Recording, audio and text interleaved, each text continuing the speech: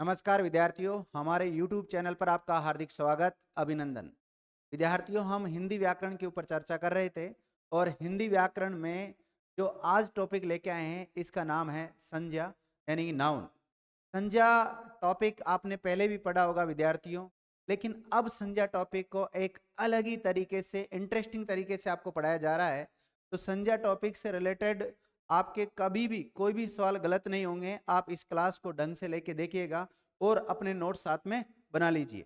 तो साथियों, देखिए, सबसे पहले संज्ञा किसे कहते हैं, संज्ञा की परिभाषा क्या होती है, संज्ञा से संबंधित कैसे सवाल आते हैं, उनका पता होना चाहिए। और अधिक से अधिक हम इसके उदाहरणों की प्रैक्टिस करेंगे विद्यार्थियों। आगे देखिए, संज्ञा यानी कि नाउन। सबसे पहले इसकी परिभाषा के बारे में जानते हैं कि संज्ञा होती क्या है। तो आपने कई बार बचपन से संज्ञा की परिभाषा पढ़ी है। किसी व्यक्ति, जगह, स्थान, प्राणी तथा किसी भाव का बोध कराने वाले शब्दों को क्या कहते हैं, संज्ञा कहते हैं। इस संसार में विद्यार्थियों जिसका भी कोई नाम है, की कोई पहचान है, तो वो क्या है, संज्ञा है। देखिए यहाँ लिखा हुआ है इसकी परिभाषा में, किसी व्यक्ति, वस्तु, स्थान, प्राणी या जाति या भाव का नाम का कोई ही क्या कहते हैं, संज्ञा कहते हैं। जैसे कोई किसी का नाम आ गया, चाहे व्यक्ति का नाम आए, चाहे किसी महिला का नाम आए, जैसे राम, सीता, टेबल, अजमेर, गाय, पढ़ाई, ये सब क्या विद्यार्थियों, संज्ञा है। और संज्ञा एक विकारी शब्द होता है। क्या होता है, विकारी शब्द होता है। और संज्ञा के जो विकारक शब्द है, जैसे लिंग है, वचन है, कारक होते हैं। इसी प्रकार अगर इस संज्ञा शब्द का हम टुकड़ा करें, इसका खंड करें, तो इसका टुकड़ा होता है समधनज्ञा। क्या होता है, समधनज्ञा है। कई विद्यार्थी इसको उच्चारित संज्ञा करते हैं, जो कि गलत है। इसका शुद्ध उच्चारण क्या होता है, समझा होता है। इंग्लिश में इसको नाउन कहते हैं, सम प्लस जा। सम का मतलब यहाँ पर लिया गया विद्यार्थियों सम्यक से लिया गया है, सम्यक से लिया गया है। सम्यक का मतलब होता है संपूर्ण। क्या होता है, संपूर्ण होता है। और जा का मतलब लिया गया ज्ञान से लिया गया है, ज्ञान से। और ज्ञान को ही हम कहते हैं बोध। क्या कहते हैं, बोध कहते हैं। तो देखिए, सम प्लस ज्ञा, इसका टुकड़ा हो रखा है सम्यक ज्ञान, या ज्ञान को क्या कहते हैं, बोध कहते हैं।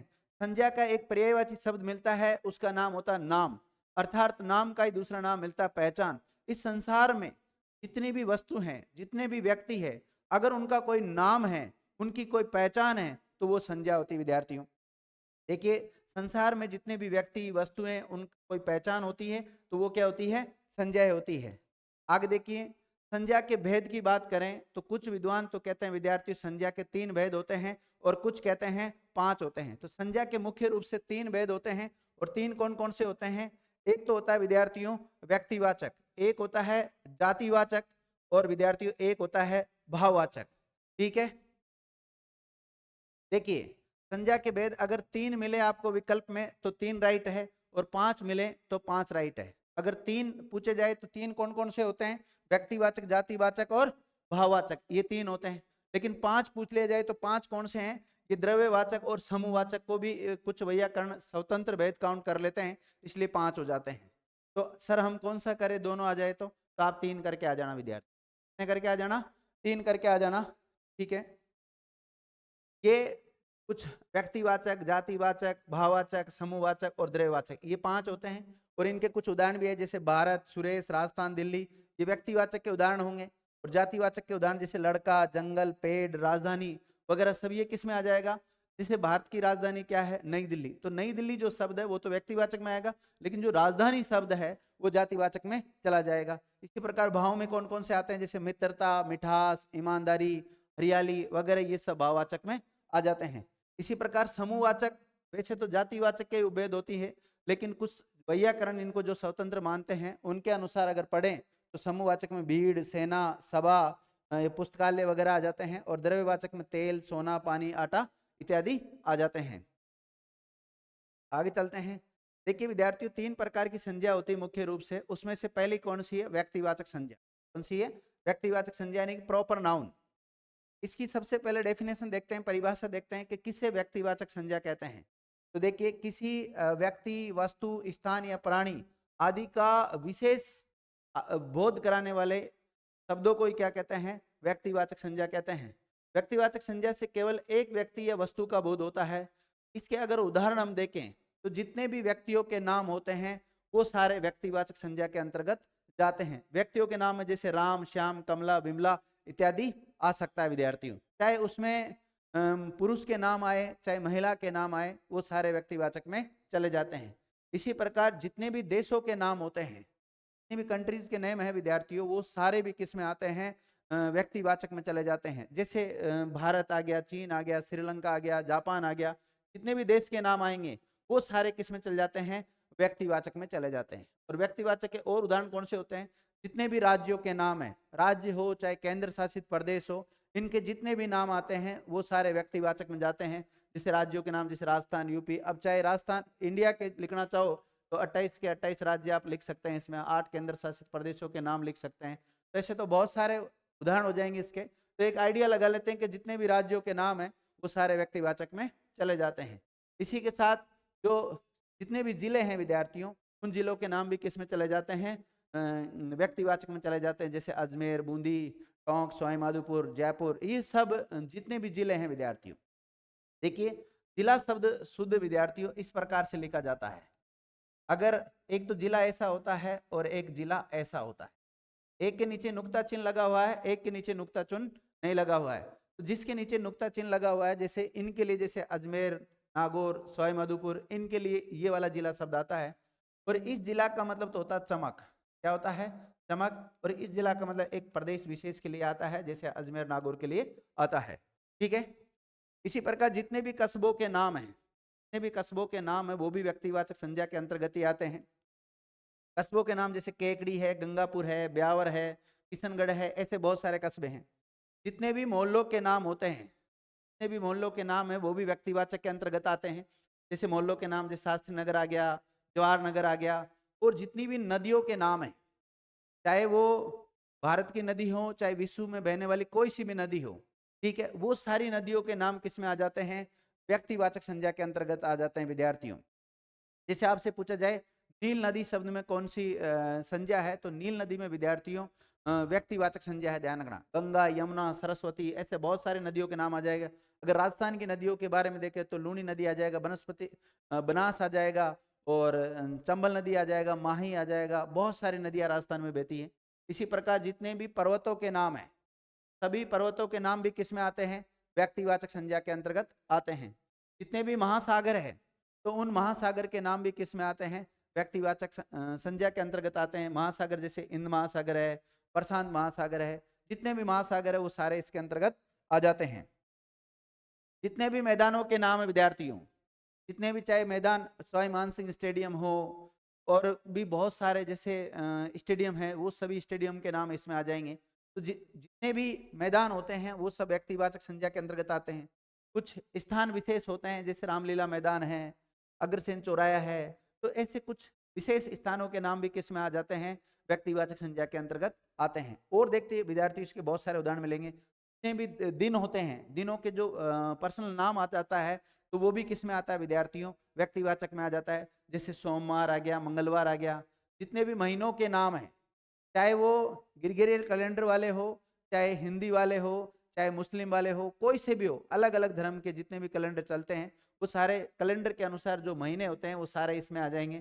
चाहे वो जनवरी हो, चाहे फरवरी हो, मार्च, अप्रैल, मई, जून, जुलाई, सब महीनों के नाम व्यक्तिवाचक के अंतर्गत आते हैं। साथ ही में जैसे चैत्र, बैसाख, ये वाले जो हिंदी माह है ये भी इसमें आ जाते हैं। और जैसे इस्लाम धर्म के जो इजरी संवत के अनुसार महीने चलते हैं, चाहे उसमें रमजान महीने की बात करें हम, चाहे मुहर्रम की बात करें, ये सारे महीने भी किस में आ जाएंगे विद्यार्थियों, व्यक्तिवाचक के अंतर्गत आ जाते हैं। इसी प्रकार जितने भी ग्रह नक्षत्रों के नाम होते हैं, ग्रह नक्षत्रों के सारे नाम भी किस में आते हैं, व्यक्तिवाचक संज्ञा के अंतर्गत आ जाते हैं। जैसे सूर्य है, पृथ्वी है, और भी बहुत सारे ग्रह नक्षत्र है, वो सारे इसके अंतर्गत आते हैं। साथ ही में जो त्योहारों के नाम होते हैं, त्योहारों के जितने भी नाम हैं सारे नाम किसके अंतर्गत आते हैं, व्यक्तिवाचक के अंतर्गत आते हैं। चाहे होली हो, दीपावली हो, और भी अन्य धर्मों के जितने भी त्योहार होते हैं वो सारे आ जाते हैं व्यक्तिवाचक के अंतर्गत।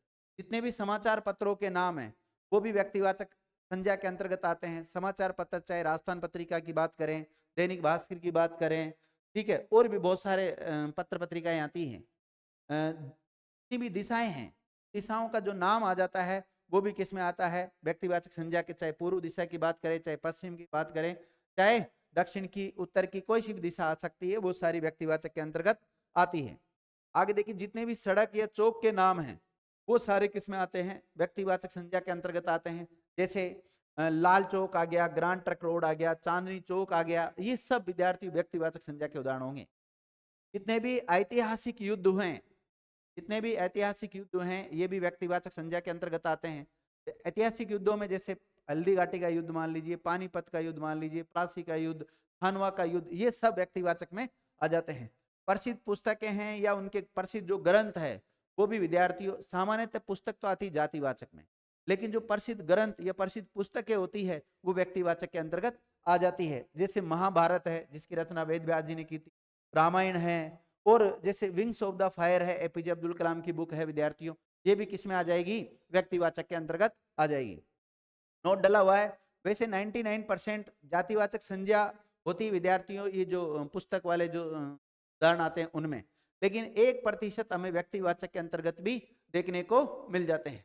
आगे देखो, जितने भी प्रसिद्ध प्राणी हैं उनके नाम भी व्यक्तिवाचक के अंतर्गत आ जाते हैं। जैसे ऐरावत नाम आ गया, तो ऐरावत इंद्र का हाथी के लिए प्रयुक्त होता है तो वो व्यक्तिवाचक में चला जाता है।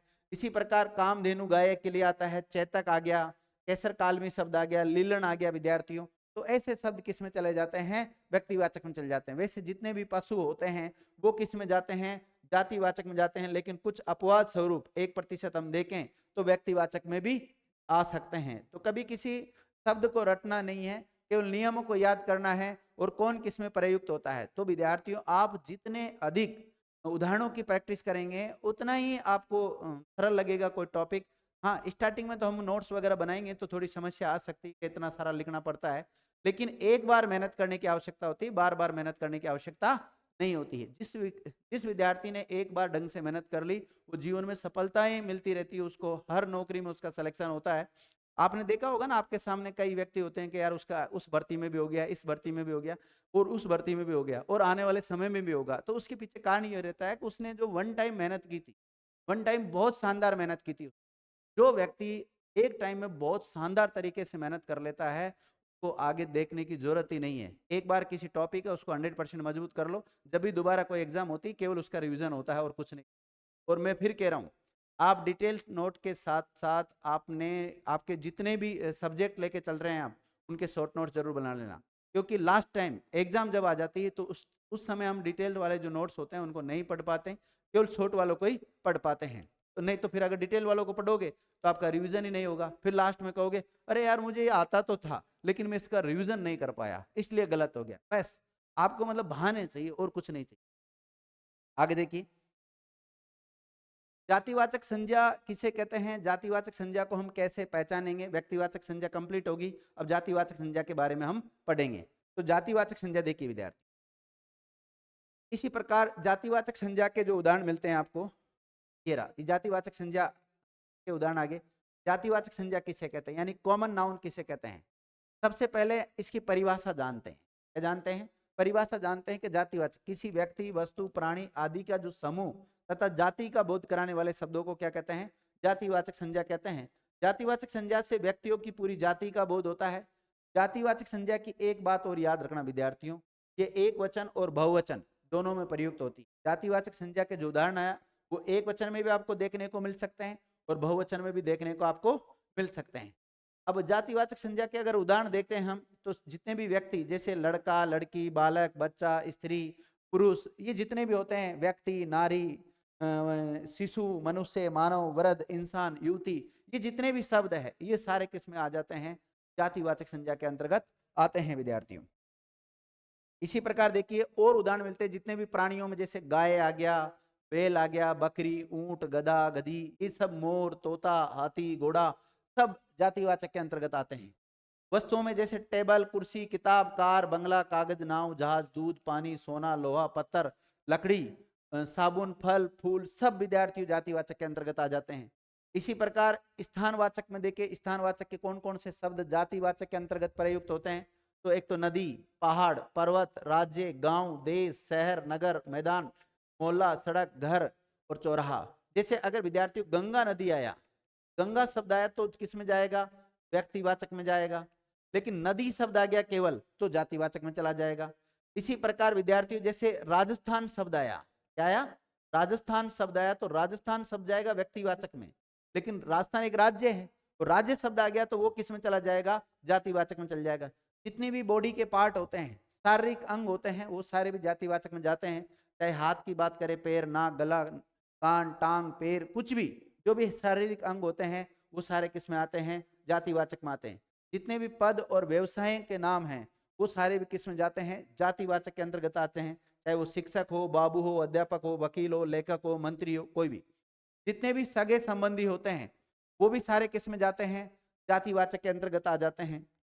सगे संबंध चाहे माता पिता, भाई बहन, चाचा चाची, और भी जो भी रिलेशन होते हैं वो सारे किस में आ जाते हैं, जातिवाचक के अंतर्गत आ जाते हैं।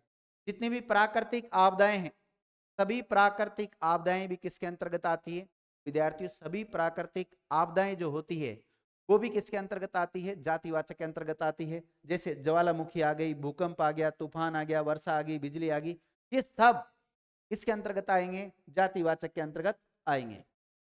आगे देखिए विद्यार्थियों, कुछ विद्वान जातिवाचक संज्ञा के दो भेद बताते हैं और कुछ इनको स्वतंत्र बता देते हैं। जो द्रव्यवाचक और समूहवाचक की बात हमने की थी, समूहवाचक का दूसरा नाम क्या मिलता है, समुदायवाचक भी मिलता है।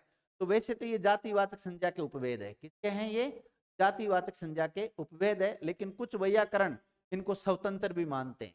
क्या मानते हैं, स्वतंत्र मानते हैं। तो स्वतंत्र मानने वालों के लिए हम देखो व्यक्ति, जाति, भाव, और चौथे नंबर पे द्रव्यवाचक, और पांचवें नंबर पे समूहवाचक, यानी 5 पढ़ लेते हैं।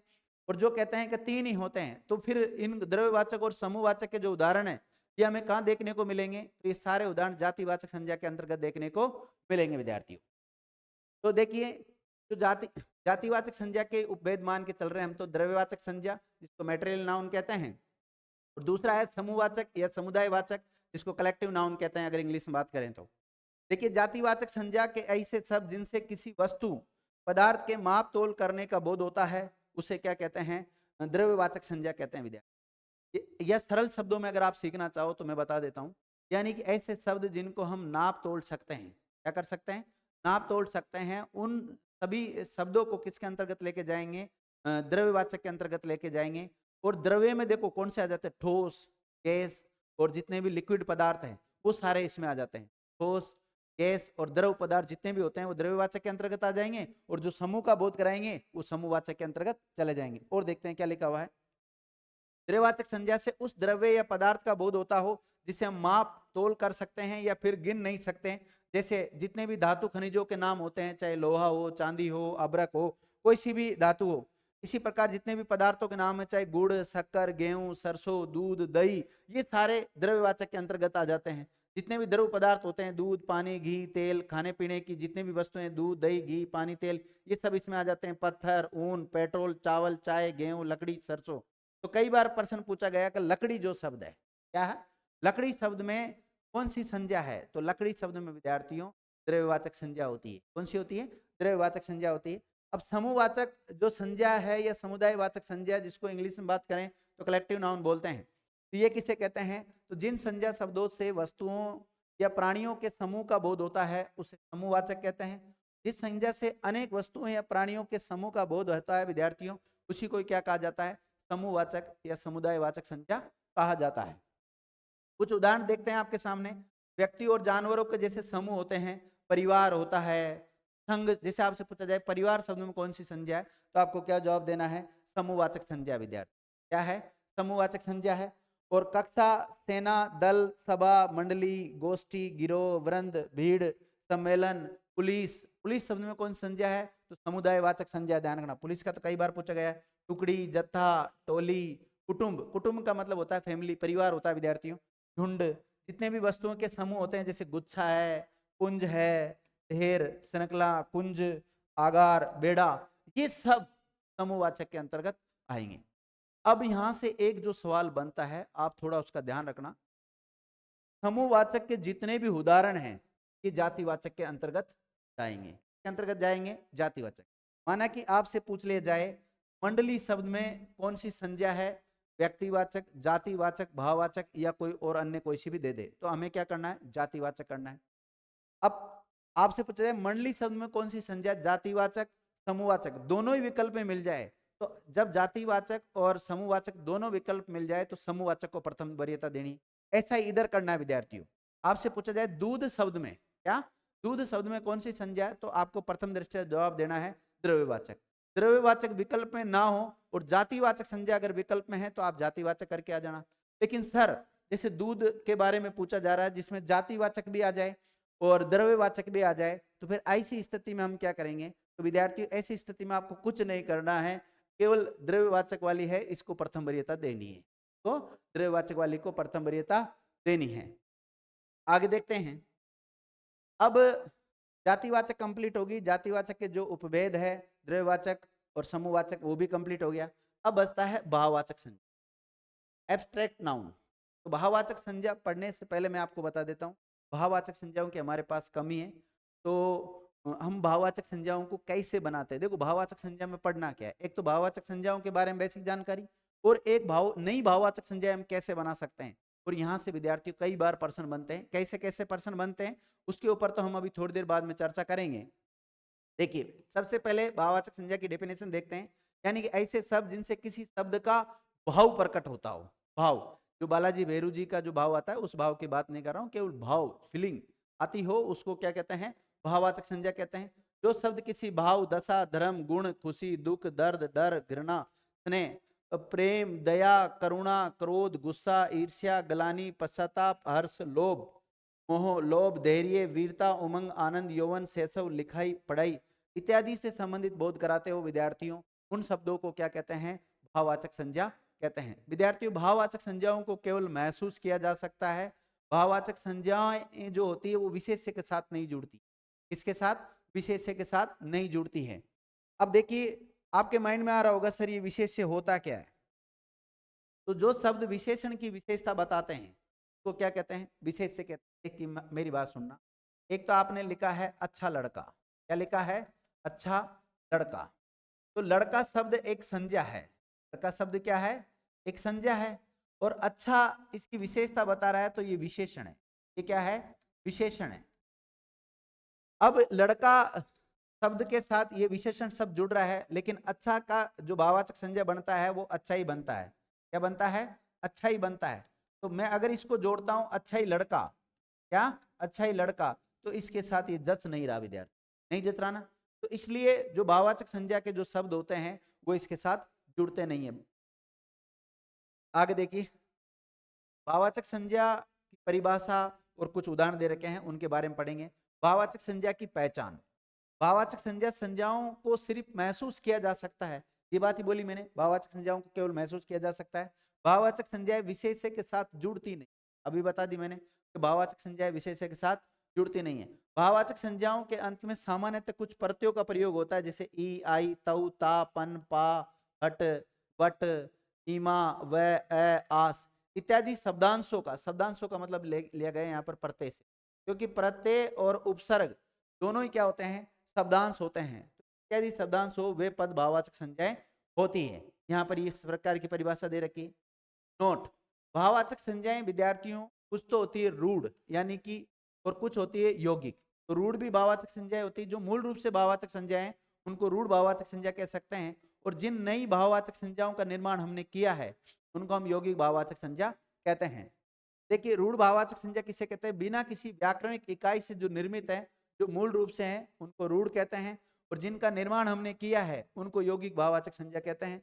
और भाववाचक संज्ञाओं का निर्माण कैसे होता है, चाहे व्यक्तिवाचक, जातिवाचक, सर्वनाम, विशेषण और अव्यय, इनमें प्रत्यय जोड़कर भाववाचक संज्ञाएं बनाई जा सकती है। तो भाववाचक संज्ञा का जो कंसेप्ट है वो स्वतः ही क्लियर हो जाएगा अगर आपको प्रत्यय टॉपिक आता है, आपको व्यक्तिवाचक संज्ञा आती है, जातिवाचक संज्ञा आती है, सर्वनाम के बारे में नॉलेज है, विशेषण के बारे में नॉलेज है, क्रिया के बारे में नॉलेज है, अव्यय के बारे में नॉलेज है, तो आप भाववाचक संज्ञाएं आसानी से बना पाएंगे। देखो भाववाचक संज्ञाएं 6 प्रकार से बनाई जाती है, कितने प्रकार से बनाई जा सकती है, 6 प्रकार से। अगर आपको व्यक्तिवाचक संज्ञा आती है तो व्यक्तिवाचक संज्ञा से आप भाववाचक संज्ञा बना सकते हैं। अगर जातिवाचक संज्ञा आती है तो जातिवाचक से बना सकते हैं, सर्वनाम आते हैं तो सर्वनाम से बना सकते हैं, विशेषण आते हैं तो विशेषण से बनाए जा सकते हैं, और अगर क्रिया आती है तो क्रिया से भाववाचक संज्ञा बना सकते हैं। और अगर अव्यय, अव्यय का दूसरा नाम मिलता है विद्यार्थियों अविकारी शब्द, अव्यय की जगह क्या मिल सकता है आपको, अविकारी शब्द। तो अविकारी शब्द में भी प्रत्यय जोड़कर भाववाचक संज्ञा बनाई जा सकती है। देखिए, सबसे पहले हम जानते हैं व्यक्तिवाचक संज्ञा से भाववाचक संज्ञा बनाना, मतलब व्यक्तिवाचक संज्ञा से भाववाचक संज्ञा कैसे बना सकते हैं। तो पहली बात तो हमें व्यक्तिवाचक संज्ञा आनी चाहिए, और फिर व्यक्तिवाचक संज्ञा के जो उदाहरण है उनमें अगर हम प्रत्यय जोड़ते हैं तो वो भाववाचक संज्ञा में बदल सकती है। कैसे, देखिए, प्रत्यय के योग से हम भाववाचक संज्ञा बनाते हैं और इसमें निम्नलिखित प्रत्यय जोड़ के बना सकते हैं, जैसे तव प्रत्यय, ये, ता और इये। इन प्रत्ययों का प्रयोग करके भाववाचक संज्ञा बनाई जा सकती है। एक तरफ विद्यार्थियों व्यक्तिवाचक दे रखा है तो दूसरी तरफ भाववाचक, फिर व्यक्तिवाचक संज्ञा के उदाहरण दे रखे हैं, फिर भाववाचक। मतलब इधर जो दिए हुए हैं वो व्यक्तिवाचक के उदाहरण है और इनमें प्रत्यय जोड़कर हमने क्या बनाई है, भाववाचक संज्ञा बनाई है। जैसे राम में अगर तव प्रत्यय जोड़ा है, राम में क्या जोड़ा, तव प्रत्यय जोड़ा है, तो इससे रामत्व शब्द बन गया। तो राम शब्द तो व्यक्तिवाचक है, लेकिन रामत्व जो शब्द है वो भाववाचक है। इसी प्रकार जो कंस शब्द है इसमें भी अगर तव प्रत्यय जोड़ा तो कंसत्व शब्द बना। तो कंस शब्द जो कि कृष्ण के मामा, कंस शब्द एक व्यक्तिवाचक संज्ञा का उदाहरण है, बल्कि जो कंसत्व शब्द बना है, दुष्टता का भाव जो करा रहा है, वो बना विद्यार्थी भाववाचक। ठीक है। इसी प्रकार शिव से क्या बनता है, शिवत्व बनता है। और इस प्रकार ये के उदाहरण व्यक्तिवाचक के इधर दे रखे हैं और भाववाचक के इधर दिए हुए हैं विद्यार्थियों। तो देखिए, व्यक्तिवाचक का जो उदाहरण है रावण, रावण में यदि ता प्रत्यय जोड़ा तो भाववाचक संज्ञा का कौन सा शब्द बनेगा, रावणता बनेगा। और अगर तव प्रत्यय जोड़ दिया तो रावणत्व बन जाएगा विद्यार्थियों। क्या बन जाएगा, रावणत्व बन जाएगा। इसी प्रकार ईश्वर शब्द में ये प्रत्यय जोड़ दिया तो ऐश्वर्य शब्द बन गया। अब देखिए, ईश्वर शब्द में ये प्रत्यय जोड़ा है। अब आपको प्रत्यय के बारे में नॉलेज होनी चाहिए कि ई का ये ए कैसे हो गया, ई का आई कैसे हो गया। तो ये जब हम प्रत्यय पढ़ाएंगे, जब स्पेशल प्रत्यय पढ़ेंगे उस समय इसके बारे में डिटेल से चर्चा करेंगे। तो ईश्वर से भाववाचक संज्ञा क्या बनेगा, ऐश्वर्य बनेगा। आगे देखिए, इसी प्रकार हम जातिवाचक संज्ञा से भाववाचक संज्ञा बना सकते हैं। क्या बना सकते हैं, कोई प्रत्यय जोड़कर हम भाववाचक संज्ञा बना सकते हैं। जैसे कैसे, एक तो जैसे आ प्रत्यय जोड़ दिया, क्या जोड़ दिया, आ प्रत्यय जोड़ दिया, तऊ ई, फिर ये ई ए इयत आई पन, या आपा या इयता इत्यादि प्रत्यय जोड़कर भी हम क्या बना सकते हैं, भाववाचक संज्ञा बना सकते हैं। जैसे देखिए, इधर तो दिए हुए हैं जातिवाचक के उदाहरण, और फिर इधर इनसे भाववाचक कैसे बनी वो दे रखे हैं। फिर इधर जातिवाचक दिए हुए हैं, फिर इनसे भाववाचक कैसे बनी इनको देखते हैं। तो देखिए, जातिवाचक का उदाहरण है बूढ़ा, बूढ़ा से भाववाचक क्या बना, बुढ़ापा बना। इसी प्रकार दास से क्या बना, दासता। नौकर से क्या बना, नौकरी। इसी प्रकार मनुष्य से क्या बना, मनुष्यता बन गया। या तव प्रत्यय जोड़कर मनुष्य तव भी हम बना सकते हैं। इसी प्रकार डाकू से क्या बन जाता है, डाकू जातिवाचक संज्ञा का उदाहरण है। तो देखिए, अगर जब हमने आपको जातिवाचक संज्ञा पढ़ाई और जातिवाचक संज्ञा में अगर आपने उदाहरण कम लिखे हैं तो यहाँ से और कॉपी कर लेना विद्यार्थी। ठीक है। तो डाकू जातिवाचक का उदाहरण है, इसका भाववाचक क्या बनेगा, डकैती बन जाएगा। इसी प्रकार वकील जातिवाचक का उदाहरण है और भाववाचक शब्द क्या बन जाएगा इसका, वकालत शब्द बन जाएगा। क्या बन जाएगा, वकालत। आगे देखिए, इसी प्रकार जो शिशु शब्द है ये विद्यार्थी जातिवाचक के उदाहरण इधर यहाँ पे जो भी है, और ये जो बन रहे हैं ये भाववाचक के बन रहे हैं। क्या बन रहे हैं, भाववाचक के। फिर इधर यहाँ देखेंगे तो ये जातिवाचक के उदाहरण है, और फिर इधर जो बन रहे हैं ये भाववाचक के क्या है, भाववाचक के उदाहरण है। देखिए, शिशु से क्या बना भाववाचक में, शैशव। शिशु में अप्रत्यय जोड़ा है, कौन सा जोड़ा है, अप्रत्यय जोड़कर शैशव शब्द बन गया। अब शिशु से शैशव कैसे हो गया, मतलब सी का सही कैसे हुआ, ये तो आप प्रत्यय जब पढ़ेंगे जब क्लियर कर देंगे हम सारी बातें आपकी। इसी प्रकार लड़का में यदि पन प्रत्यय जोड़ा तो लड़कपन बन गया। चोर में यदि ई प्रत्यय जोड़ा है तो शब्द क्या बन गया, चोरी, जो कि भाववाचक संज्ञा। चोर जातिवाचक संज्ञा है लेकिन चोरी भाववाचक संज्ञा। ये जितने भी लिख रहा हूं ये भाववाचक संज्ञा के उदाहरण है। इसके हैं भाववाचक संज्ञा के उदाहरण विद्यार्थियों। इसी प्रकार शत्रु का क्या बनता है, शत्रुता बन जाता है। गुरु से क्या बनता है, गौरव।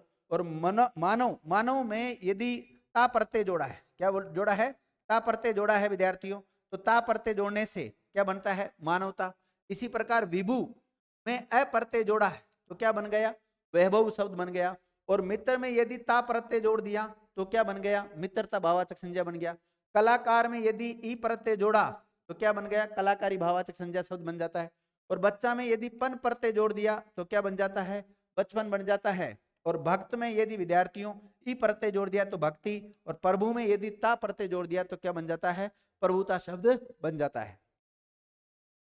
आगे देखिए, पिता शब्द में यदि तव प्रत्यय जोड़ा तो पितृतव बन जाता है। सेवक से जो भाववाचक संज्ञा बनता है वो सेवा बनता है। क्या बनता है? सेवा। पशु से दो शब्द बनते हैं, पशुतव और पशुता, दो बन जाएंगे। वृद्ध से वार्धक्य शब्द बन जाता है, बाल से बालपन बन जाता है, देव से देवत्व बन जाता है। ये जितने भी उदाहरण हैं ये जातिवाचक के उदाहरण हैं, और इधर जो भी बन रहे हैं वो भाववाचक के हैं। ये इधर ऐसा हो रहा है, ये जाति के उदाहरण है, और ये जितने भी उदाहरण बन रहे हैं ये भाव के उदाहरण है। नारी से क्या बनता है? नारीत्व बन जाता है। और बंधु से क्या बनता है? बंधुता या बंधुत्व, दो बन जा रहे हैं। कितने बन रहे हैं विद्यार्थियों? दो बन रहे हैं। इसी प्रकार इंसान से कितने बन रहे हैं? एक ही बन रहा है, ईयत प्रत्यय जुड़ा है इसमें। क्या जुड़ा है? ईयत प्रत्यय, इंसानियत। और भाई से क्या बन गया? भाईचारा। महात्मा का जो बनेगा विद्यार्थियों, महात्म्य शब्द बनता है। इंपोर्टेंट कर लेना, कई बार एग्जाम में पूछा जा चुका है। दानव में यदि ता प्रत्यय जोड़ा तो क्या बना? दानवता शब्द बना। क्या बना? दानवता। हिंदू में यदि तव प्रत्यय जोड़ा तो हिंदुत्व, और कवि में यदि तव प्रत्यय जोड़ा तो कवित्व शब्द बना है। क्या बना है? कवित्व शब्द बना है। आगे देखिए, इधर है विद्यार्थियों जातिवाचक के उदाहरण, और इधर है भाववाचक के उदाहरण। इधर वही जाति के उदाहरण, इधर वही भाव के। जैसे पुरुष शब्द में यदि तव प्रत्यय जोड़ा तो पुरुष तव, और पुरुष शब्द में यदि अ प्रत्यय जोड़ दिया तो क्या बन गया? पौरुष शब्द बन गया। क्या बन गया? पौरुष शब्द बन गया। और व्यक्ति में यदि तव प्रत्यय जोड़ा तो व्यक्तित्व शब्द बन गया। वत्सल में यदि ये प्रत्यय जोड़ा तो वात्सल्य बन गया विद्यार्थियों। क्या बन गया? ये प्रत्यय जुड़ा हुआ है, वात्सल्य। एक माँ का अपने बच्चे की तरफ जो प्रेम होता है उसी को क्या बोलते हैं? वात्सल्य प्रेम कहते हैं विद्यार्थियों। ठग में यदि आपने ई प्रत्यय जोड़ दिया तो क्या बन गया? ठगी बन गया। और ठाकुर, ठाकुर में यदि विद्यार्थियों आपने आई प्रत्यय जोड़ा है तो ठकुराई शब्द बना है। और तरुण में यदि आई प्रत्यय जोड़ा है तो तरुणाई शब्द बन गया। और किशोर में यदि अवस्था जोड़ा तो किशोरावस्था। और मर्द में यदि आपने गी शब्द जोड़ दिया विद्यार्थियों तो मर्दानगी शब्द बन गया। क्या बन गया? मर्दानगी। इसी प्रकार माता से जो भाववाचक शब्द बनता है वो मातृत्व बनता है। कुमार से जो बनता है कौमार ये शब्द बनता है। कुमार में ये प्रत्यय जुड़ा हुआ है, कौन सा? ये। मजदूर में यदि ई प्रत्यय जोड़ा, मजदूर में यदि आपने ई प्रत्यय जोड़ा तो मजदूरी। आदमी में अगर ईयत प्रत्यय जोड़ दिया तो आदमियत। पंडित में यदि आपने आई प्रत्यय जोड़ा तो पंडिताई। राष्ट्र में यदि राष्ट्र का जो भाववाचक शब्द बनेगा विद्यार्थी वो क्या बनेगा? राष्ट्रीयता शब्द बनेगा। इसी प्रकार युवा, युवा से क्या बन जाएगा? यौवन भाववाचक संज्ञा बन जाएगा। तो ये थे विद्यार्थियों व्यक्तिवाचक से भाववाचक संज्ञा कैसे बनती वो हमने बता दिया आपको। जातिवाचक से भाववाचक शब्द कैसे बन रहे हैं उनके कुछ उदाहरण है, उनकी हमने प्रैक्टिस कर ली। अब देखिए सर्वनाम से कैसे भाववाचक संज्ञा बनते हैं। तो सबसे पहले तो हमें सर्वनाम की नॉलेज होनी चाहिए। सर्वनाम किसे कहते हैं? तो विद्यार्थियों आई से विकारी शब्द जो संज्ञा के स्थान पर प्रयुक्त होकर संज्ञा की पुनरावृत्ति को रोकते हो उन्हें कहते हैं सर्वनाम। क्या कहते हैं? उन्हें सर्वनाम कहते हैं। मूल रूप से सर्वनामों की जो संख्या है वो 11 होती। मैं, तू, आप, यह, वह, जो, कोई, कुछ, कौन, क्या, ये 11 सर्वनाम होते हैं। और सर्वनाम टॉपिक हम आपको अलग से पढ़ाएंगे। हो सकता है संज्ञा टॉपिक के बाद में आपको सर्वनाम पढ़ा दिया जाए, लेकिन जब भी पढ़ाया जाएगा बड़े तरीके से पढ़ाया जाएगा, बिल्कुल सरलीकरण करके पढ़ाया जाएगा, जो एक एक बात आपके समझ में आनी चाहिए। मेरा उद्देश्य यही है कि मैं जो भी कंटेंट आपको दे रहा हूं आपके 100% समझ में आना चाहिए। आगे देखिए, सर्वनाम शब्दों में से हम भाववाचक संज्ञा बना सकते हैं। कुछ मत करो, सर्वनाम शब्दों में प्रत्यय जोड़ दो विद्यार्थी। सर्वनाम शब्दों में प्रत्यय जोड़कर आसानी से भाववाचक संज्ञा बनाया जा सकता है। यानी प्रत्यय में कुछ प्रत्यय जोड़ो, जैसे पन, आ, कार, ता, तव इत्यादि प्रत्यय जोड़कर सर्वनाम से हम क्या बना सकते हैं? भाववाचक संज्ञा बना सकते हैं। इधर सर्वनाम के उदाहरण दे रखे हैं, इधर भाववाचक संज्ञा के दे रखे हैं। जैसे सर्व से जो भाववाचक संज्ञा बना वो क्या बना? सर्वस्व। पराय से क्या बना? परायपन बना। निज से क्या बना? निजत्व या निजता बना विद्यार्थियों। आप से क्या बना? आप या अपनापन भी बनता है विद्यार्थियों। इधर इधर देखिए, अपना से क्या बना? अपनापन या अपनत्व। तव से सवत्व। मम से ममता या ममत्व। विद्यार्थियों जिस भर्ती में 2016 वाले में जिसमें मेरा सिलेक्शन हुआ एसआई में जिस भर्ती में सिलेक्शन हुआ था उसमें यह सवाल पूछा गया था। कौन सा? ममता वाला। तो ममता भाववाचक संज्ञा का निर्माण किससे हुआ है? तो किससे हुआ है? सर्वनाम से हुआ है। कैसे पूछा गया था? तो सर्वनाम से हुआ है, बिल्कुल कोई दिक्कत नहीं है इसमें। तो अब आप कहोगे सर ममता किसी का नाम भी तो हो सकता है। हाँ विद्यार्थियों, नाम हो सकता है। ममता अगर किसी नाम के लिए प्रयुक्त हो रहा है तो वो व्यक्तिवाचक में जाता है। फिर यहाँ भाववाचक कैसे मान रहे हैं हम?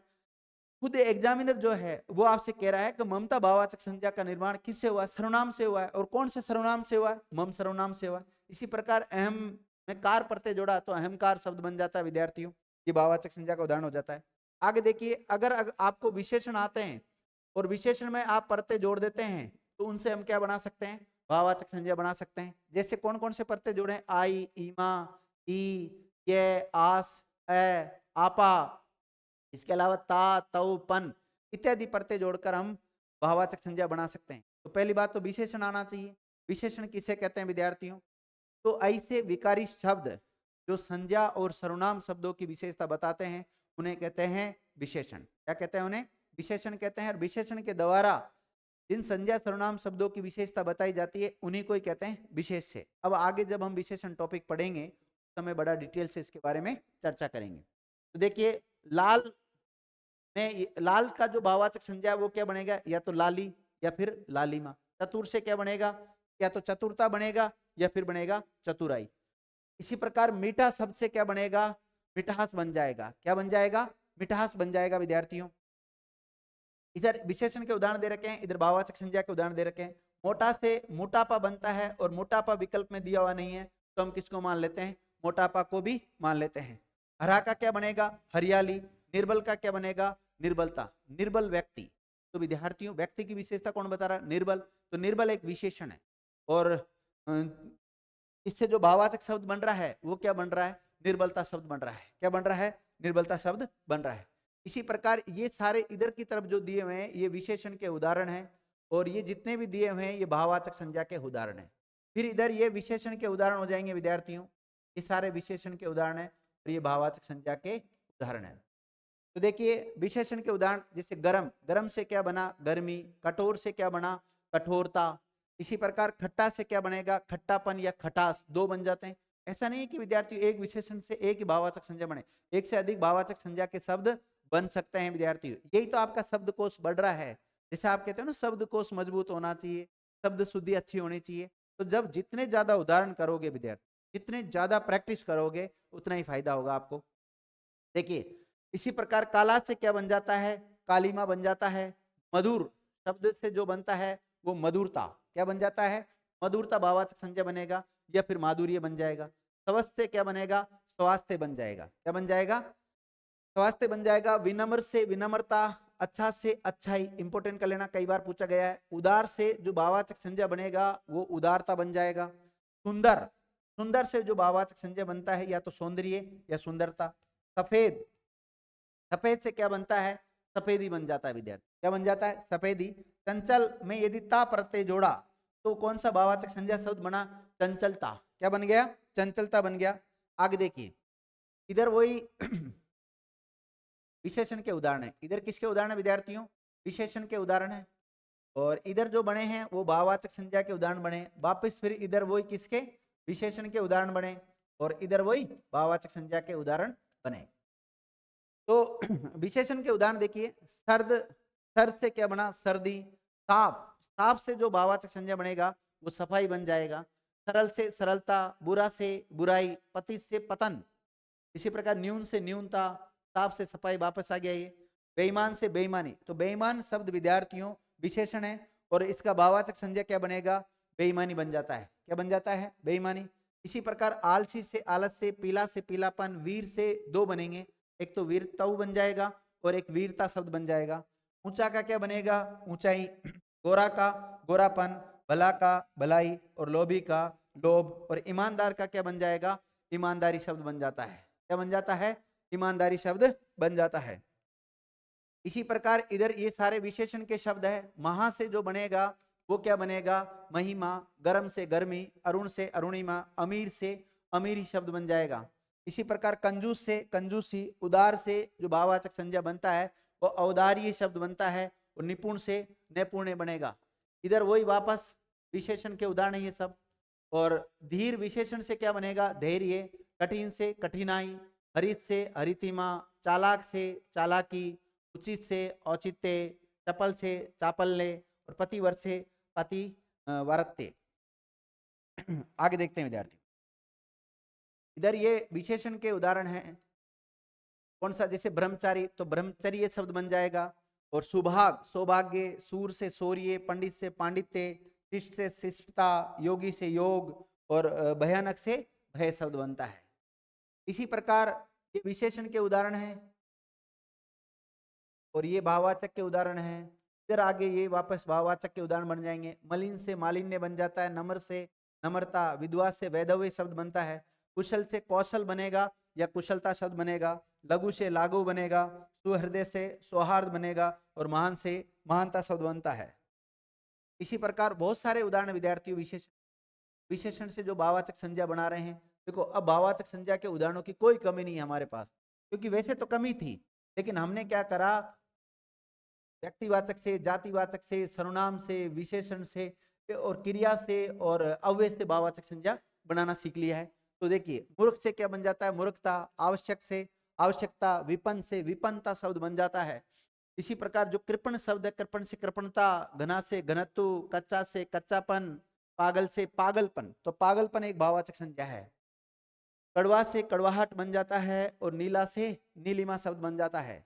इसी प्रकार जो कायर शब्द होता है, कायर का जो भाववाचक संज्ञा बनेगा विद्यार्थियों, वो बनेगा कायरता। क्या बनेगा, कायरता। और रमण का रमणीयता बन जाएगा। एक से क्या बनेगा, एकता शब्द बन जाएगा।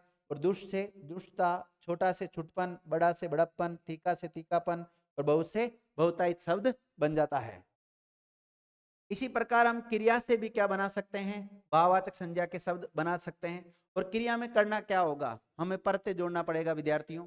और देखिए कौन कौन से प्रत्यय जोड़ सकते हैं हम, ए, आई, आ, आन, आउ, आहट, ई इत्यादि प्रत्यय जोड़कर हम क्रिया से क्या बना सकते हैं, भाववाचक संज्ञा बना सकते हैं। एक तरफ जो उदाहरण दिए हुए हैं वो क्रिया के उदाहरण दिए गए हैं, और दूसरी तरफ जो उदाहरण दिए गए हैं वो भाववाचक संज्ञा के उदाहरण दिए गए हैं। किसके दिए गए हैं, भाववाचक संज्ञा के उदाहरण दिए गए हैं। अब देखिए ये सारे जो उदाहरण है इधर वाले, ये क्रिया के उदाहरण है। जैसे घबराना, मारना, जीतना, चुनना, लिखना, ये सारे शब्द क्रिया के हैं। और इनसे जो भाववाचक संज्ञा बनाओगे कैसे बनेगा, जैसे घबराना का, घबराना में यदि आपने आहट प्रत्यय जोड़ दिया, कौन सा, आहट प्रत्यय जोड़ दिया, तो घबराहट शब्द बन गया। और इसी प्रकार जैसे मारना शब्द है ना, इसमें अगर आपने मारना शब्द में यदि अ प्रत्यय जोड़ा तो शब्द क्या बन गया, मार। क्या बन गया, मार बन गया। इसी प्रकार जीतना में अ प्रत्यय जोड़ा तो जीत बन गया। और चुनना, चुनना शब्द में यदि विद्यार्थियों देखो, चुनना का दो बना सकते हैं आप, एक तो चुनाव बना सकते हैं, एक चुनाई बना सकते हैं। क्या बना सकते हैं, चुनाव और चुनाई। तो चुनाव भाववाचक संज्ञा का उदाहरण है, और चुनाई भी किसका है, भाववाचक संज्ञा का है।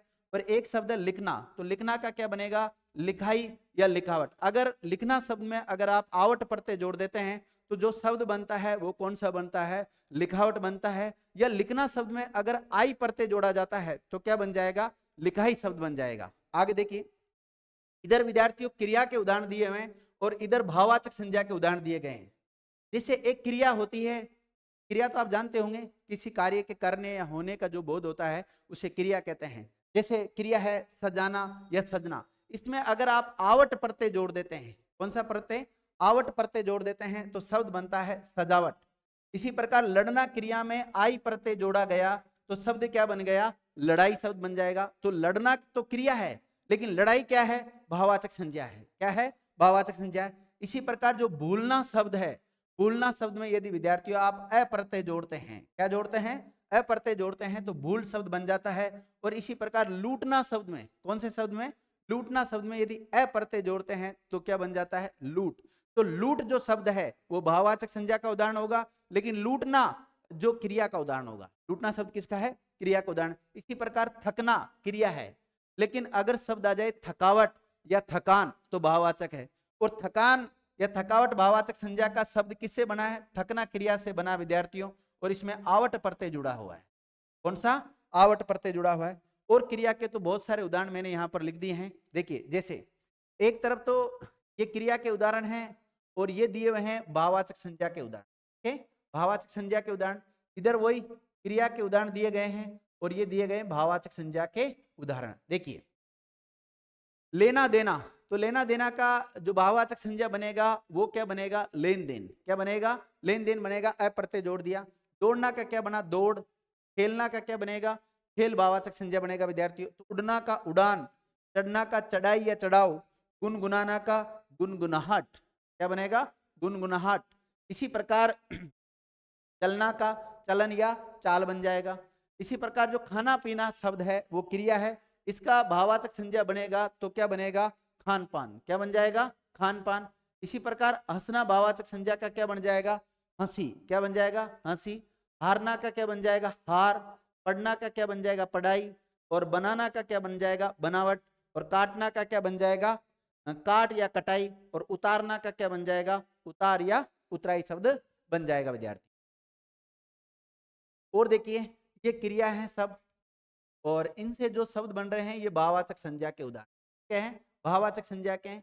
इधर भी विद्यार्थी ये क्रिया के उदाहरण है और ये भाववाचक संज्ञा के उदाहरण है।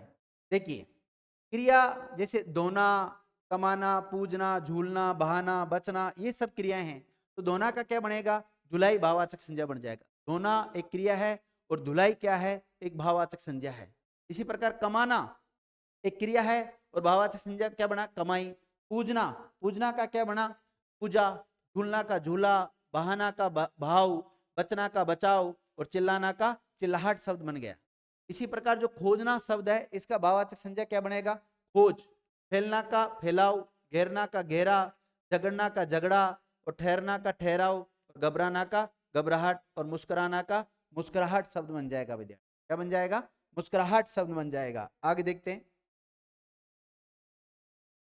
झुंझलाना ये सब क्रिया है और इससे जो भाववाचक संज्ञा बनेगा वो क्या बनेगा? झुंझलाहट। आहट प्रत्यय जोड़ दो। झुंझलाना में क्या जोड़ दो? आहट प्रत्यय जोड़ दो। इसी प्रकार झटपटाना, झटपटाना क्रिया है। झटपटाना क्या है? क्रिया। और इसमें भी आप आहट प्रत्यय जोड़ दें। आहट प्रत्यय जोड़ दोगे तो क्या बन जाएगा? झटपटाहट। क्या बन जाएगा? झटपटाहट। इसी प्रकार देखिए भिड़ना का क्या बनेगा? भिड़ंत। लेना का लेन, बनाना का बनावट, बिकना का बिक्री बन जाएगा और बैठना का बैठक, जीना का जीवन बन जाएगा विद्यार्थी भाववाचक संज्ञा। इसी प्रकार गूंजना का गूंज और पीना का पान भाववाचक संज्ञा है। इसी प्रकार देखिए जलना का जलन, रुकना का रुकावट, देना का देन, सुनना का सुनवाई। पहचानना एक क्रिया है और पहचानना से जो भाववाचक संज्ञा बनेगा वो पहचान। और जमना का जमाऊ और गाना का गान भाववाचक संज्ञा बनता है। इसी प्रकार विद्यार्थियों ये हमने क्रिया से जो भाववाचक संज्ञा के शब्द है वो प्रत्यय जोड़कर कैसे बनाते हैं उसके ऊपर हमने चर्चा कर ली है। अब हम चर्चा करेंगे जो छठा पॉइंट आता है अव्यय, यानी कि अविकारी शब्दों से हम भाववाचक संज्ञा कैसे बनाते हैं। तो देखिए अव्यय का दूसरा नाम मिलता है अविकारी शब्द। क्या मिलता है? अविकारी शब्द। देखिए प्रत्यय के योग से हम ता, ये, ही इत्यादि प्रत्यय जोड़कर अव्यय में भाववाचक संज्ञा बना सकते हैं। देखिए एक तरफ तो दिए हुए विद्यार्थी अव्यय और एक तरफ दिया हुआ भाववाचक संज्ञा। इसी प्रकार यहाँ पर एक तरफ अव्यय एक तरफ भाववाचक संज्ञा। अब हमें अव्यय आता ही नहीं। अव्यय कहते किसे? तो ऐसे शब्द जिनमें विकार को के कारण कोई परिवर्तन नहीं होता हो इसे क्या कहते हैं विद्यार्थियों? अव्यय कहते हैं, अविकारी शब्द कहते हैं। देखिए अगर जब हम शब्दों का वर्गीकरण पढ़ते हैं तो शब्दों का वर्गीकरण पढ़ते हैं तो जब रूप के आधार पर वर्गीकरण करते हैं। के आधार पर? रूप के आधार पर जब शब्दों का वर्गीकरण किया जाता है तो शब्द विद्यार्थियों दो प्रकार के होते हैं। एक तो शब्द होते हैं विकारी शब्द और एक शब्द होते हैं अविकारी शब्द। ऐसे शब्द हो जाते हैं अविकारी शब्द। और अविकारी शब्दों का ही जो दूसरा नाम मिलता है वो मिलता है अव्यय। क्या नाम मिलता है? अव्यय। विकारी शब्दों के अंतर्गत जो शब्द आते हैं विद्यार्थियों वो आते हैं कौन कौन से? देखिए एक तो आता है संज्ञा शब्द। कौन सा? संज्ञा शब्द आता है। एक आता है सर्वनाम और एक आता है विद्यार्थियों क्रिया। पहले विशेषण ले लेता हूं। एक तो सर्वनाम और उसके बाद में आता है विशेषण, क्रमबद्ध तरीके से लिख दे रहा हूं। और उसके बाद में आता है क्रिया। ये चार टॉपिक आते हैं विद्यार्थी। विकारी शब्दों में संज्ञा, सर्वनाम, विशेषण और ये क्रिया, चार टॉपिक आ जाते हैं। और अविकारी शब्दों के अंतर्गत ये पांच टॉपिक आते हैं। पांच कौन कौन से हैं? एक तो आता है क्रिया विशेषण। कौन सा? क्रिया विशेषण शब्द आता है। क्रिया विशेषण शब्द आता है। एक आता है समुच्चय बोधक। एक आता है समुच्चय बोधक। एक आता है विद्यार्थियों विस्मयादि बोधक। क्या आता है? विस्मयादि बोधक। एक आता है संबंध बोधक। और एक आता है विद्यार्थियों निपात। क्या आता है? निपात। ये 5 टॉपिक आते हैं अविकारी शब्दों के अंतर्गत। ठीक है, विकारी शब्द किसको कहते हैं? जिनमें इन विकारकों के कारण, इन विकारकों के कारण जिनमें चेंज हो जाता है उनको विकारी कहते हैं। जिनमें कोई चेंज नहीं होता उनको क्या कहते हैं? अविकारी शब्द कहते हैं। और ये विकारक शब्द कौन कौन से होते हैं? ये विकारी शब्द होते हैं विद्यार्थियों, एक तो लिंग, लिंग होता है, एक वचन होता है, एक कारक होता है, और एक काल होता है, और एक वाच्य होता है, और एक पुरुष होता है। ये 6 टॉपिक आते हैं इसके अंतर्गत, विकारक शब्दों के अंतर्गत। विकारक कहते किसको हैं?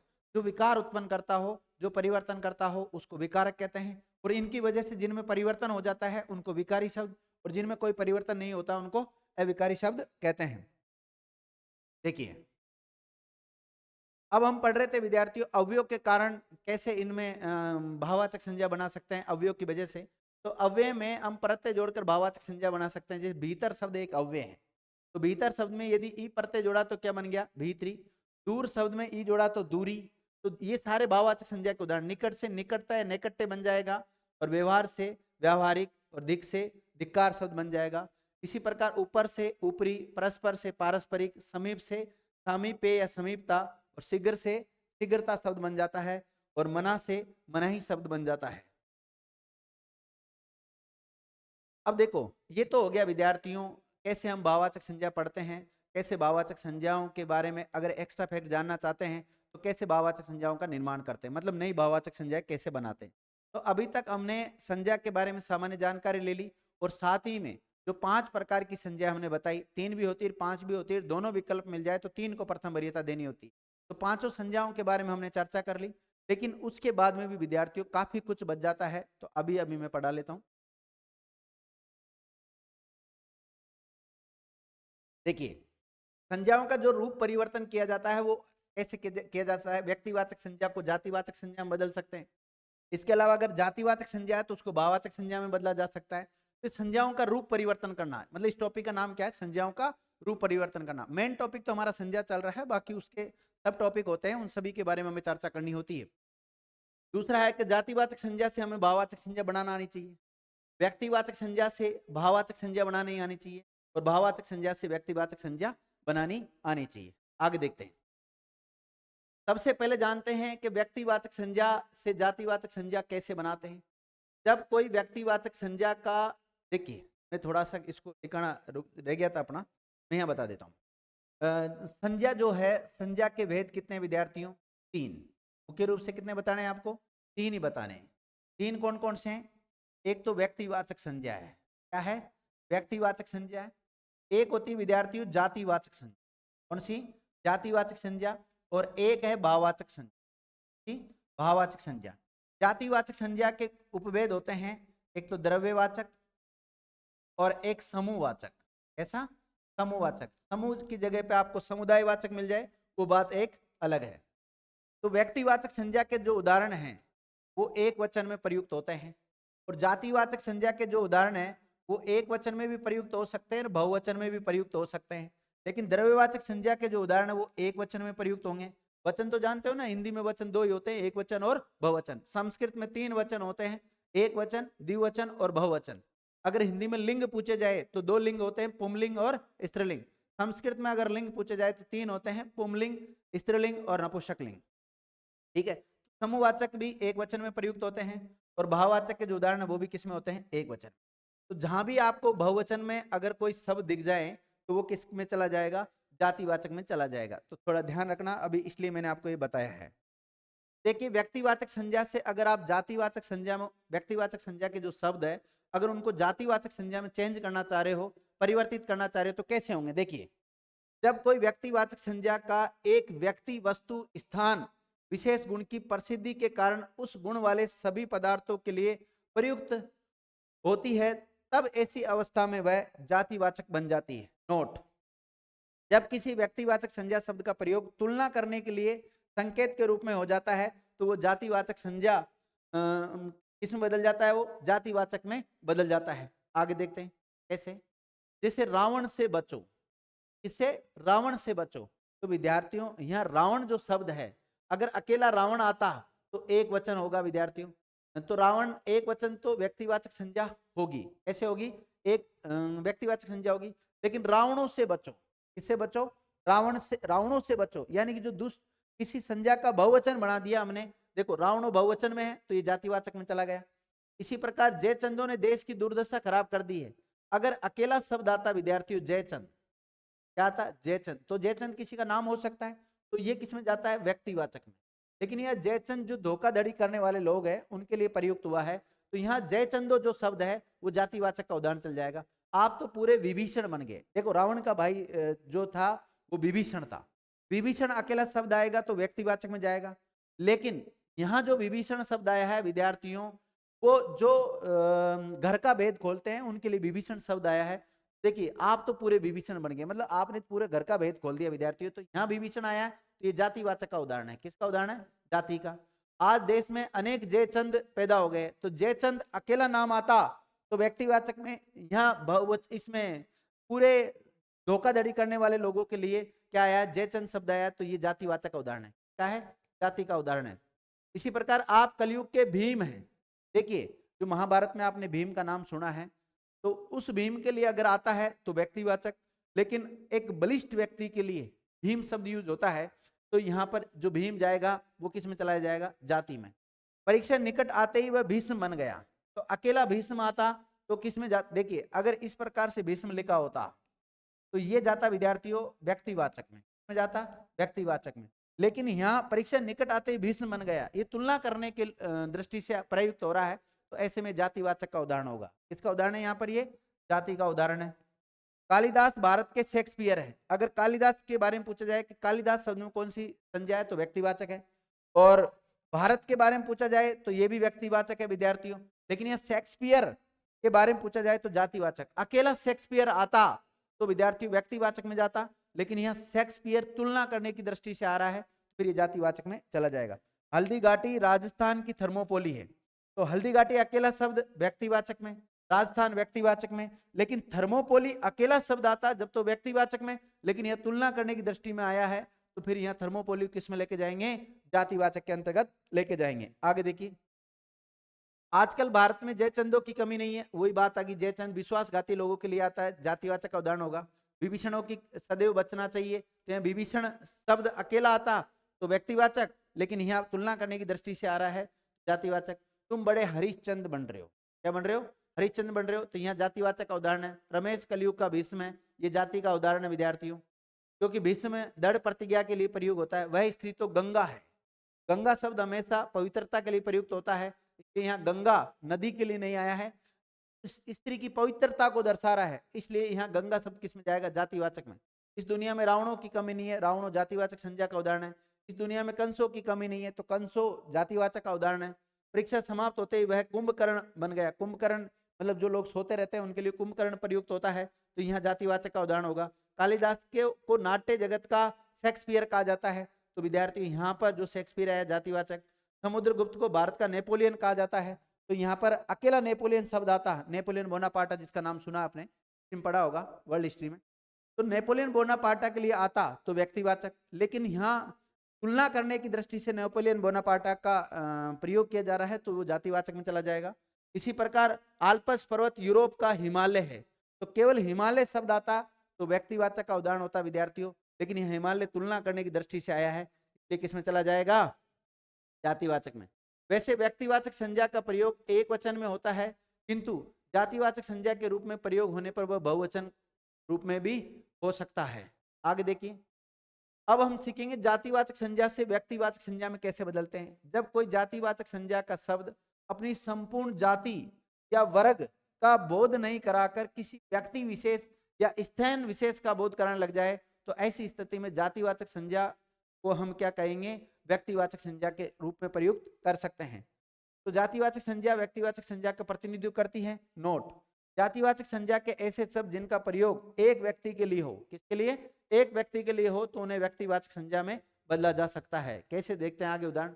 देखो विद्यार्थियों, पंडित जी भारत के प्रथम प्रधानमंत्री थे। अब पंडित को रेखांकित करके पूछ ले कि पंडित शब्द में कौन सी संज्ञा? पंडित वैसे तो एक जाति होती, लेकिन यह जाति में नहीं जा रहा विद्यार्थी। यहाँ पंडित शब्द पंडित जवाहरलाल नेहरू जो कि भारत के प्रथम प्रधानमंत्री रहे थे, उन उनके लिए यहाँ पंडित शब्द आया है। तो यहाँ व्यक्तिवाचक जवाहरलाल नेहरू के लिए प्रयुक्त हुआ है, या पंडित, ना कि जातिवाचक। तो ये व्यक्तिवाचक का उदाहरण होगा। सरदार पटेल ने भारत के एकीकरण में महत्वपूर्ण भूमिका निभाई। तो सरदार या पटेल आ जाता है, कई बार सरदार मिल जाता है या पटेल। तो सरदार वल्लभ भाई पटेल के लिए यहाँ पर सरदार शब्द यूज हुआ है, इसलिए ये व्यक्तिवाचक का उदाहरण है। नेताजी ने आजाद हिंद फौज का गठन किया। तो विद्यार्थियों, नेताजी अकेला शब्द आता तो जातिवाचक का उदाहरण, लेकिन यह नेताजी जो शब्द आया है वो एससी बोस के लिए आया है, सुभाष चंद्र बोस के लिए आया है, तो फिर यहाँ पर व्यक्तिवाचक में चला जाएगा। इसी प्रकार गोस्वामी जिन्हें रामचरितमानस की रचना की, तुलसीदास के लिए प्रयुक्त हुआ है, इसलिए व्यक्तिवाचक में चला जाएगा। गांधी जी को राष्ट्रपिता कहा जाता है, मोहनदास करमचंद गांधी के लिए प्रयुक्त हुआ है, इसलिए व्यक्तिवाचक में। वह कल पुरी की यात्रा को जा रहा है, पुरी मतलब जगन्नाथपुरी की यात्रा के लिए जा रहा है, तो व्यक्ति विशेष में चला जाएगा ये।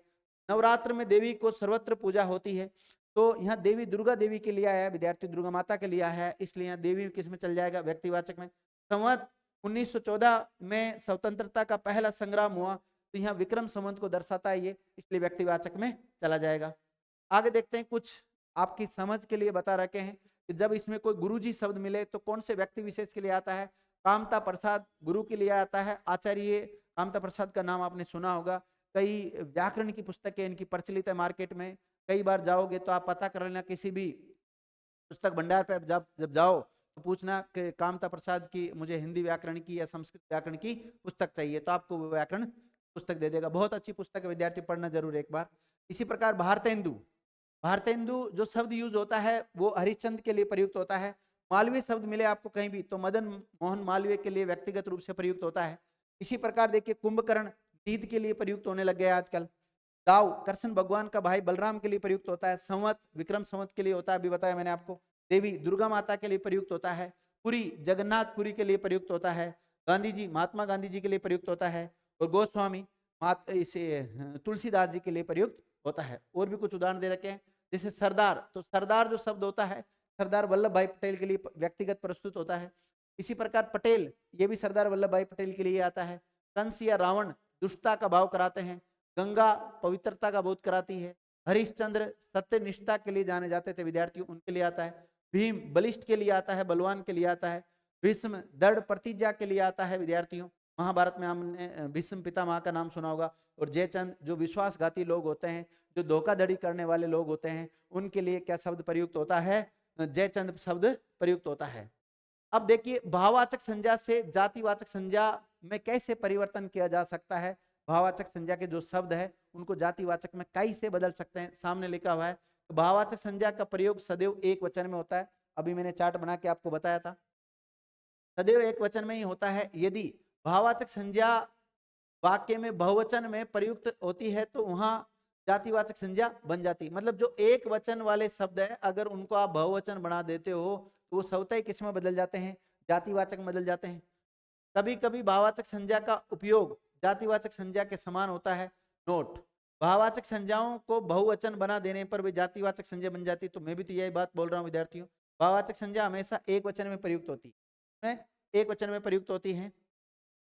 अब एक तरफ तो दिया हुआ है भाववाचक संज्ञा के कुछ उदाहरण, और एक तरफ दे रखा है कि जातिवाचक संज्ञा कैसे बनती है। जैसे प्रार्थना जो शब्द है वो भाववाचक संज्ञा का है, उससे जातिवाचक बनाना चाहो तो उसको बहुवचन बना दो, प्रार्थना का क्या बना दो, प्रार्थनाएं। चोरी जातिवाचक संज्ञा का उदाहरण है। सॉरी एक मिनट, चोर जो शब्द था ये जाति का था, चोर किसका था, जाति का उदाहरण था। चोर से हमने भाववाचक संज्ञा अगर इसमें ई प्रत्यय जोड़ा तो क्या बनाया, चोरी, तो चोरी बन गया विद्यार्थियों भाववाचक संज्ञा। अब हमें इससे क्या बनाना है, जातिवाचक बनाना है, तो इसका चोरिया कर दो, बहुवचन कर दो। तो चोरी से क्या कर दिया, चोरिये। खुशी से क्या कर दिया, खुशियां, बहुवचन में बदलकर भाववाचक संज्ञा को हमने जातिवाचक संज्ञा में चेंज कर दिया।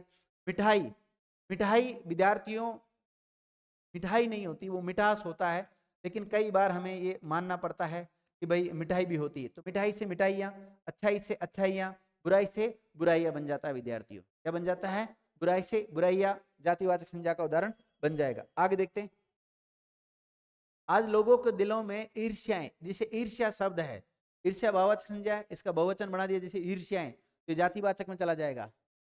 वर्तमान संस्कृति के पहनावे बदल रहे हैं, बहुवचन में प्रयुक्त हो रहा है, तो ये किस में चला जाएगा, जातिवाचक में। छात्रों को लिखावटों पर विशेष ध्यान देना चाहिए, तो यहाँ लिखावटों जो शब्द आया बहुवचन में प्रयुक्त हुआ, जातिवाचक में चला जाएगा। इसी प्रकार भारत में कई पहनावे प्रचलित है, ये भी जाति में चला जाएगा। मनुष्य को सदैव बुराइयों से दूर बुराइयों से बचना चाहिए, तो ये भी किस में चला जाता है, जातिवाचक में चला जाएगा, जातिवाचक में। आगे देखिए, आजकल उन दोनों की दूरियां भी नजदीकियां बन रही है, तो ये बहुवचन में प्रयुक्त हो रहा है। तो दूरियां, देखिए दूर शब्द है ना, ये अव्यय है, दूर में ई प्रत्यय जोड़ा है, तो भाववाचक संज्ञा क्या बनाया आपने, दूरी। क्या बनाया, दूरी। और अगर इसका बहुवचन बनाया आपने, तो बहुवचन क्या बना दिया, दूरिया। क्या बना दिया, दूरिया। इसी प्रकार सच्ची प्रार्थनाएं कभी व्यर्थ नहीं जाती, तो प्रार्थनाएं बहुवचन में प्रयुक्त हो रहा है, तो जातिवाचक का उदाहरण है। इसी प्रकार इन दिनों शहर में चोरियां बहुत हो रही है। क्या हो रही है, चोरियां बहुत हो रही है विद्यार्थियों, तो ये भी किस में चला जाएगा, जातिवाचक में चला जाएगा। आजकल पढ़ाइयाँ बहुत महंगी हो गई है, तो ये बहुवचन में प्रयुक्त हो रहा है, तो जातिवाचक का उदाहरण है। अच्छाइयों को ग्रहण करो और बुराइयों का त्याग करो, तो अच्छाइयाँ और बुराइयां हैं, जातिवाचक के उदाहरण है। बंबई में बम धमाके से सर्वत्र चिल्लाहटें सुनाई पड़ रही थी, तो चिल्लाहटें शब्द में जातिवाचक संज्ञा विद्यार्थियों। मनुष्य मनुष्यताओं से विहीन अनादृत होता है, मनुष्यताओं जो शब्द है यहाँ पर जातिवाचक संज्ञा में प्रयुक्त हुआ है। आगे देखते हैं। अब जातिवाचक संज्ञा से भाववाचक संज्ञा कैसे बनाते हैं, ये तो अभी हमने पढ़ा था, क्योंकि सेकंड पॉइंट यही था। जो भाववाचक संज्ञा बनाना, पहले तो जातिवाचक संज्ञा, पहले तो व्यक्तिवाचक संज्ञा में प्रत्यय जोड़ के भाववाचक संज्ञा बनाई। दूसरा पॉइंट यही पढ़ा था हमने कि जातिवाचक संज्ञा में प्रत्यय जोड़कर भाववाचक संज्ञा बनाई जा सकती है। उसके बहुत सारे उदाहरण थे, तो जैसे शिशु से शैशव, जवान से जवानी, बच्चा से बचपन, नौकर से नौकरी, ऐसे बहुत सारे शब्द बना लिए थे विद्यार्थी। इसी प्रकार जो संज्ञा का जो प्रयोग होता है विद्यार्थियों, कई अर्थों में प्रयोग होता है। जैसे क्रियापद का संज्ञा के रूप में प्रयोग होना, जिसको क्रियार्थक संज्ञा भी कहते हैं। कभी कभी क्रियापद वाक्य में संज्ञा के रूप में प्रयुक्त हो जाता है, तो क्रियार्थक संज्ञा कहते हैं।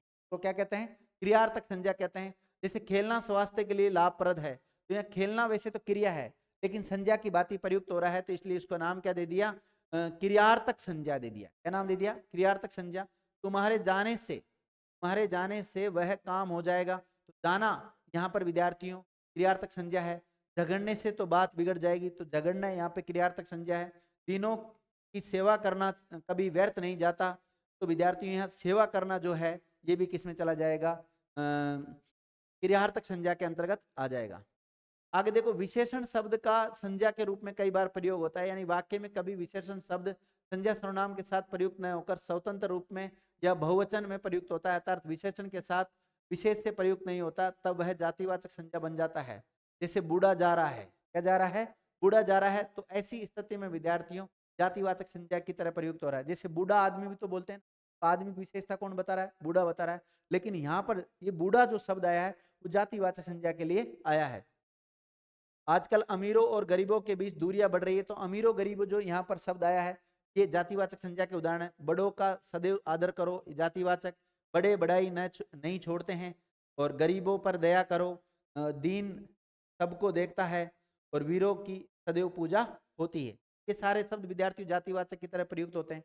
अब देखो विद्यार्थियों, सब कुछ पढ़ लिया आपने कि संज्ञा 3 प्रकार की होती है, व्यक्तिवाचक, जातिवाचक, भाववाचक। कुछ विद्वान कहते हैं कि 5 प्रकार की होती है, उस द्रव्यवाचक और समूहवाचक को जोड़ देते हैं, और जो नहीं जोड़ते हैं वो जातिवाचक के उभेद मान लेते हैं, द्रव्यवाचक और समूहवाचक को। लेकिन यहाँ पे देखो, कुछ वैयाकरण, कुछ विद्वानों ने विद्यार्थियों कुछ जो विद्वान हैं, कुछ वैयाकरण हैं, उन्होंने कहा कि गणना के आधार पर संज्ञा 2 प्रकार की होती है। कितने प्रकार की होती है, तो ऐसा भी प्रश्न बन सकता है कि गणना के आधार पर संज्ञा कितने प्रकार की होती है, 2 प्रकार की होती है।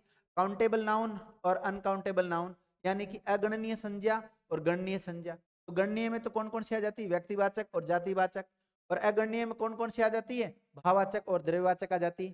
तो यानी वे संज्ञाएं जो गणनीय हो उसे गणनीय संज्ञा कहते हैं, और वे संज्ञाएं जो गणनीय नहीं हो, अगणनीय होती है, उनको क्या कहते हैं, अगणनीय संज्ञा कहते हैं। जैसे माप तोल से संबंधित कुछ शब्दावली इधर आ जाती है।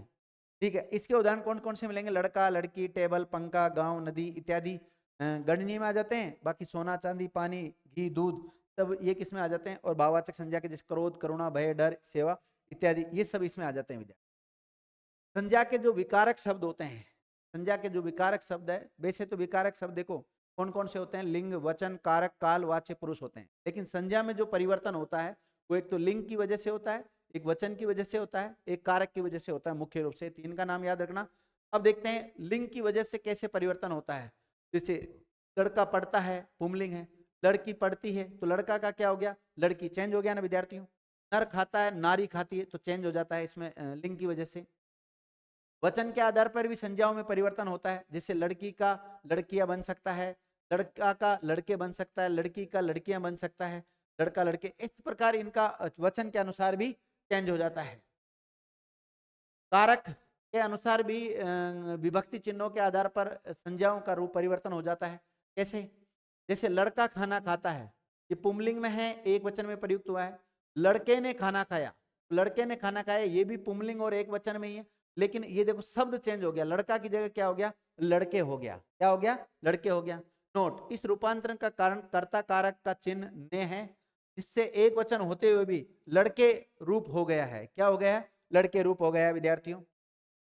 तो इस प्रकार ये जो संज्ञा टॉपिक था ये कंप्लीट हो गया विद्यार्थियों।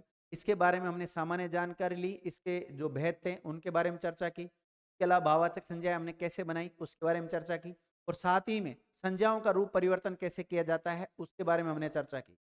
और विद्यार्थियों एक्स्ट्रा जैसे इनके विकारक शब्द कौन कौन से होते हैं उनके बारे में हमने चर्चा कर ली। तो इस प्रकार संज्ञा टॉपिक पूर्णतः कंप्लीट हो जाता है विद्यार्थी। ये हमारा यूट्यूब चैनल है वेदांत क्लासेस अजमेर।